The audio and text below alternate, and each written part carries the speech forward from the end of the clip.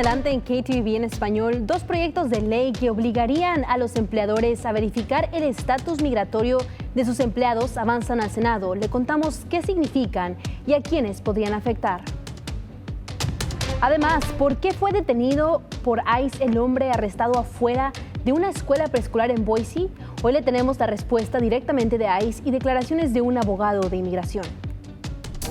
Y cambiamos de clima tranquilo a clima extremadamente activo. Eso lo veremos los cambios para el miércoles. Les tenemos todo eso en solo minutos. Gracias por estar con nosotros. Con esto damos comienzo a su noticiero local.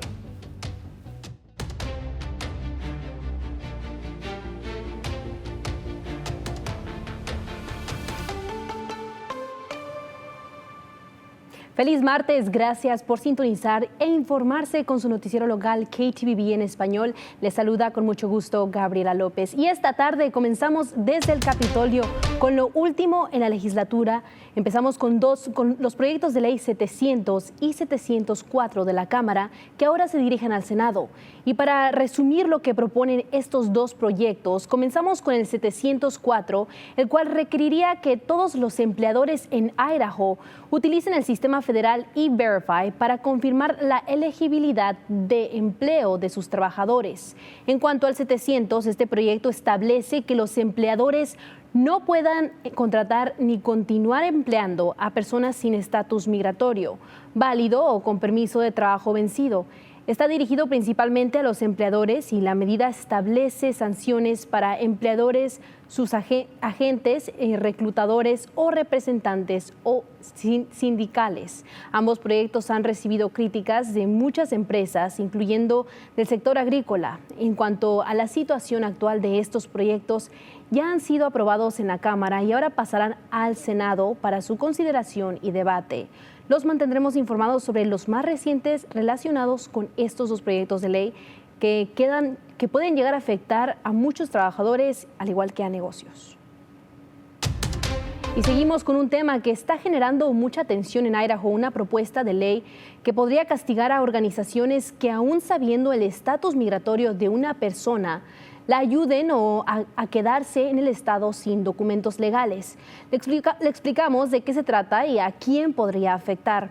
Se trata del proyecto de ley 706-64 y esta propuesta haría delito acciones como ocultar, transportar o incluso dar refugio a apoyo económico a personas indocumentadas. El proyecto señala que las sanciones aplicarían si se determina que la organización sabía o ignoró deliberadamente que la persona se encuentra en el país sin documentos legales. Una primera violación sería considerada un delito menor y podría llegar a la pérdida de la licencia comercial por 1 año. Pero si el caso involucra a 5 personas o más, o si hay reincidencia, el cargo subiría a delito grave con la posibilidad de una revocación permanente de licencias. De aprobarse esta ley, entraría en vigor el 1 de julio del 2026, este año, y quienes apoyan la medida aseguran que refuerza la ley federal y quienes se oponen advierte que podría afectar seriamente a organizaciones comunitarias y sin fines de lucro. Y mientras usted nos ve, se lleva a cabo una audiencia pública sobre este tema y este viernes le tendremos lo que se decida y los puntos más importantes del debate.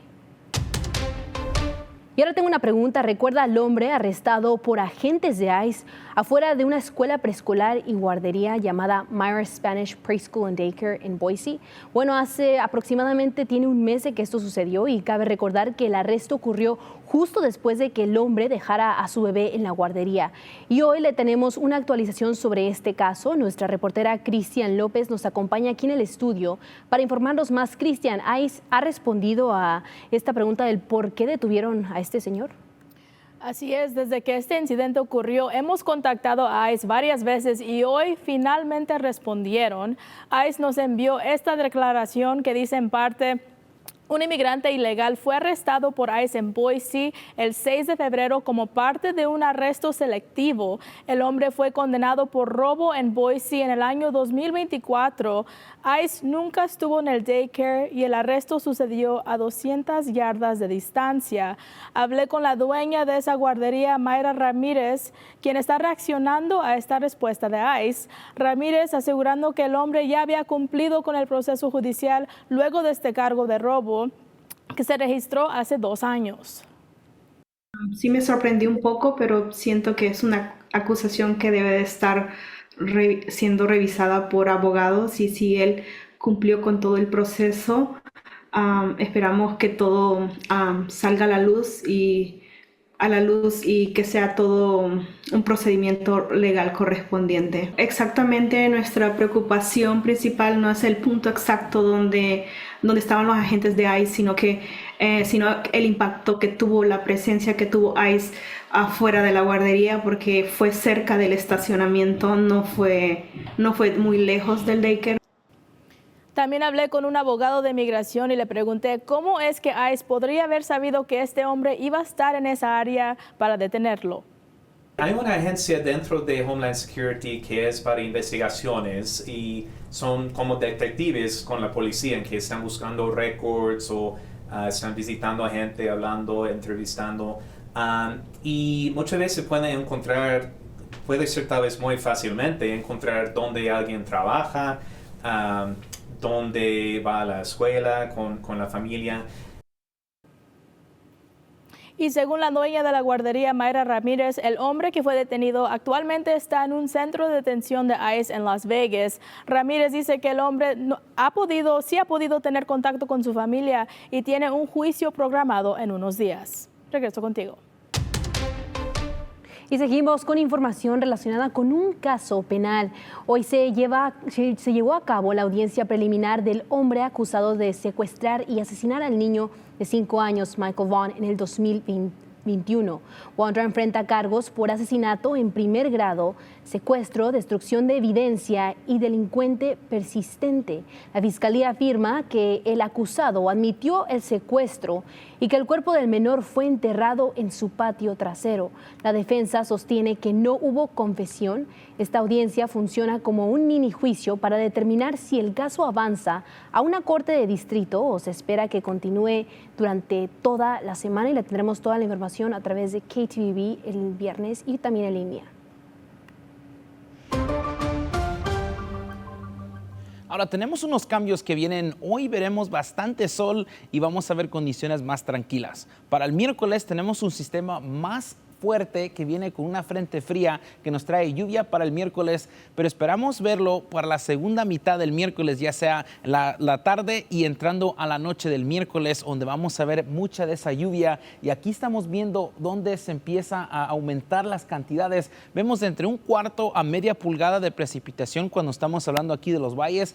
Cuando hablamos y nos referimos de las montañas, esto puede ser lluvia. También veremos la posibilidad de nieve que puede caer en ciertos lugares, ya que tenemos de entre 1 a 3 pulgadas para lugares como Cascade, por las montañas, por Stanley, ya subiendo los 6,000 pies, donde veremos de entre 3 a 6 pulgadas, y ahí vamos a ver un aumento llegando hacia el jueves. Y por esa razón tenemos condiciones de primera alerta donde vamos a ver esos vientos que empiezan a subir, una posibilidad más alta para ver esa lluvia por la tarde. Es posible que empiece a continuar aquí para el jueves por la mañana. También veremos una posibilidad de nieve en lugares como el Valle Mágico, donde se verá un poco de esa nieve, pero las temperaturas seguirán bajando. Veremos condiciones más ventosas con ráfagas de hasta 40 millas por hora aquí en el Valle de Tesoro. Van a empezar a subir las temperaturas, pero ya al llegar hacia el domingo vamos a ver esas temperaturas regresar a temperaturas a 60 grados o más, y aquí veremos exactamente el tiempo donde entra esa lluvia,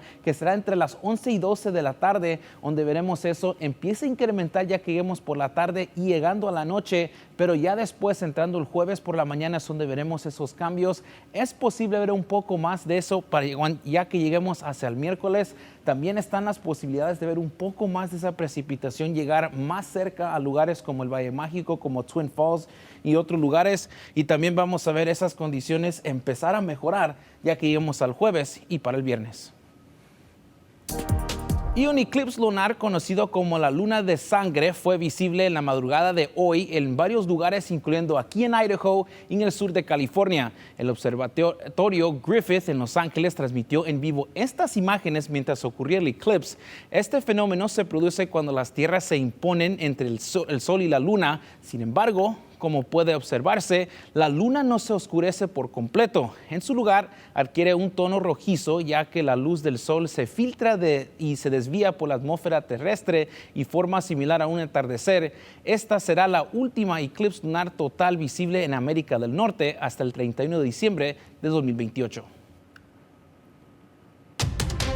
Y ahora pasando a temas de crimen, una mujer de Caldwell fue sentenciada a 15 años de prisión por vender metanfetamina. De acuerdo con documentos judiciales, Kimberly Freeman, de 60 años, vendió un total de $2,500 en metanfetamina durante los años 2023 y 2024. Y en enero de este año, agentes registraron su vivienda y encontraron varios gramos de metanfetamina dentro de su bolso. Tras cumplir su condena en prisión, Freeman pasará 3 años bajo supervisión. Y atención, esta información: policía de Caldwell alerta sobre una estafa y la policía está alertando a la comunidad sobre una estafa. Autoridades dicen que han recibido reportes de personas que llaman haciéndose pasar por el jefe de policía, pidiendo información personal o asegurando que usted supuestamente ordenó artículos a través de otra agencia. La recomendación es que si recibe una llamada así, cuelgue de inmediato y reporte a las autoridades. Y seguimos con más noticias. Uno de los sistemas de salud más grande de Idaho, St. Alphonsus, está planeando expandirse en el próspero Valle del Tesoro. En Nampa, el hospital añadirá aproximadamente 254,000 pies cuadrados de construcción nueva, incluyendo una nueva torre de 7 pisos, 64 camas adicionales entre médicas y de cuidados intensos. El proyecto ayuda para aliviar la presión en el sistema de salud, especialmente en el condado de Cañón, una de las áreas de más rápido crecimiento en el país.